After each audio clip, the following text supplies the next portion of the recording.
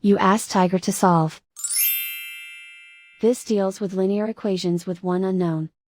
The final result is x equals 8. Let's solve it step by step. Simplify the expression. Break up the fraction. Find the greatest common factor of the numerator and denominator. Factor out and cancel the greatest common factor. Group all constants on the right side of the equation. Add 1 to both sides.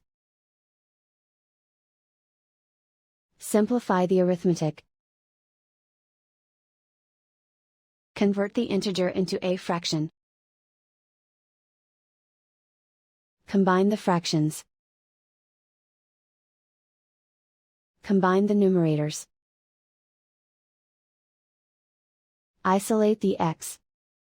Multiply both sides by 3. Group like terms. Multiply the coefficients. Simplify the fraction. Multiply the fractions. Simplify the arithmetic. And so the final result is x equals 8.